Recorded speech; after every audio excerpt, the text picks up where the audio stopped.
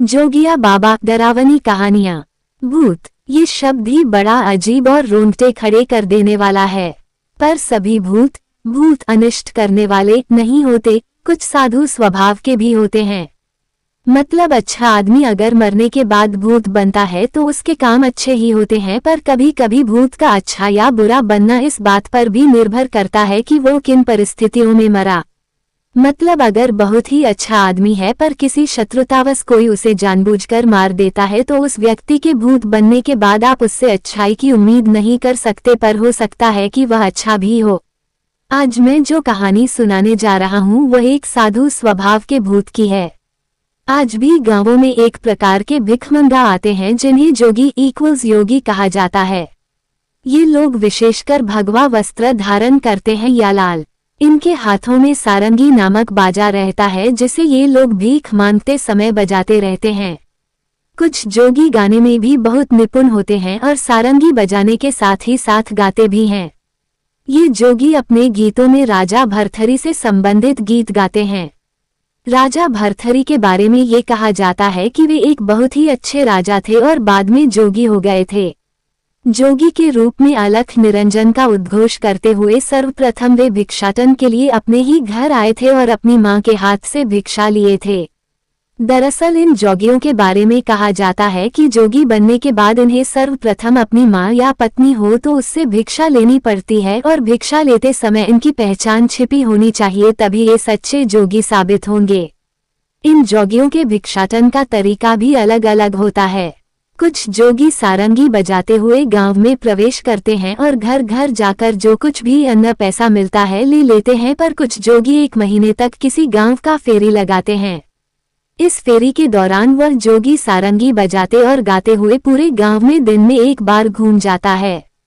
इस फेरी के दौरान वो किसी के घर से कुछ भी नहीं लेता है, पर एक महीना फेरी लगाने के बाद वह घर घर जाकर कपड़े, पुराने भी या थोड़ा अच्छी मात्रा में अनाज आदि वसूलता है और लोग राजी खुशी देते भी हैं। इन कपड़ों से यो लोग गुदड़ी बनाते हैं या बेंच देते हैं। सुनाना था क्या और मैं सुना रहा हूँ क्या? अरे मुझे तो भूत जोगी की कहानी सुनानी थी और मैं लगा भिक्षुक जोगी की कथा लापने। आइए अब बिना लाग लपेट के भूत जोगी की कहानी शुरू करते हैं। ये कहानी आज से 35-40 वर्ष पहले की है। हमारे गांव के पुरनिया लोग बताते हैं कि आज से बहुत पहले ये जोगी लोग, भिखमंगे जोगी, एक बड़ी संख्या में दल बनाकर आते थे और गांव के बाहर किसी बगीचे आदि में अपना डेरा डाल देते थे। आपस में क्षेत्र का बंटवारा कर ये लोग भिक्षाटन के लिए अलग अलग गांवों में जाते थे। एक बार की बात है कि ऐसा ही एक जोगियों का दल हमारे गांव के बाहर एक बगीचे में ठहरा हुआ था। इस बगीचे में उस समय जामुन, आम आदि के पेड़ों की अधिकता थी। आज भी इस बगीचे में एक आध जामुन के पेड़ हैं। ये जोगी कहाँ के रहने वाले थे, इसकी जानकारी हमारे गांव के किसी को भी नहीं थी और ना ही कोई इन लोगों के बारे में जानना चाहा था। अभी इन जोगियों का उस बाग में डेरा जमाए 2-4 दिन ही हुए थे कि एक अजीब घटना घट गई। एक दिन हमारे गांव का एक व्यक्ति किसी कारणवश सुबह सुबह उस बगीचे में गया। वो बगीचे में क्या देखता है कि जोगियों का दल नदारद है और एक जामुन के पेड़ पर से एक जोगी फंसरी लगाए लटक रहा है। जोगी की उस लटकती हुई उस लाश को देखकर वह आदमी चिल्लाते हुए गांव की ओर भागा। उसकी चिल्लाहट सुनकर गांव के काफी लोग इकट्ठा हो गए और एक साथ उस बगीचे में जामुन के पेड़ के पास आए। गांव के पहरेदार ने थाने पर खबर की। पुलिस आई और उस जोगी की लाश को ले गई। गांव के कुछ प्रबुद्ध लोगों के अनुसार जोगियों में किसी बात को लेकर बड़ा झगड़ा हो गया था और उन लोगों ने इस जोगी को मारकर यहाँ लटका दिया था और खुद फरार हो गए थे। खैर ये तो रही उस जोगी के मरने की बात। समय धीरे धीरे बीतने लगा और अचानक एक आध महीने के बाद ही वह जोगी उसी जामुन के पेड़ पर बैठकर सारंगी बजाता हुआ कुछ लोगों को अकेले में दिख गया। जोगी के भूत होने वाली बात पूरे गांव में तेजी से फैल गई और उसके बाद कोई भी अकेले उस जामुन के पेड़ के पास नहीं गया। कुछ लोगों ने ये भी दावा किया कि कभी कभी वह जोगी भिनसहरे सारंगी बजाते हुए उन्हें गांव के बाहर एकांत में भी दिखा। एक बार की बात है कि जामुन खाने के लिए बच्चों का एक दल दोपहर में उस बगीचे में गया। बच्चों ने आव देखा ना ताव और 3-4 बच्चे फटाक फटाक उस जामुन पर चढ़कर जामुन तोड़ने लगे।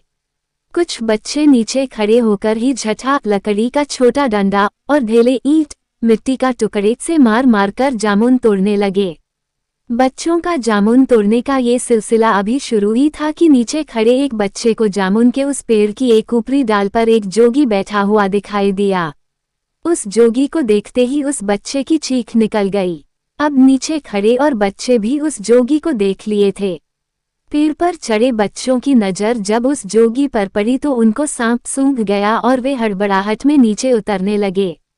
पेड़ पर चढ़ा एक बच्चा अपने आप को संभाल नहीं पाया और पेड़ पर से ही गिर पड़ा पर एकदम नीचे की एक डाल पर आकर अटक गया। कुछ बच्चों ने देखा कि उसको उस जोगी ने थाम लिया है। उसके बाद उस जोगी ने उस बच्चे को नीचे उतारकर जमीन पर सुला दिया और खुद गायब हो गया। ये पूरी घटना मात्र 5-7 मिनट के अंदर ही घटी थी।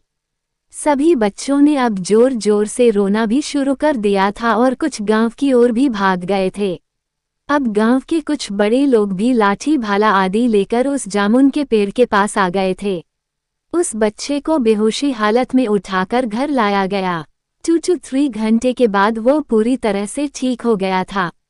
जिन बच्चों ने गिरते हुए बच्चे को जोगी के द्वारा थामकर नीचे उतारकर सुलाते हुए देखा था, उन लोगों ने यह बात जब सभी को बताई तो उस जोगी के प्रति पूरे गांव में श्रद्धा और आदर का भाव पैदा हो गया था।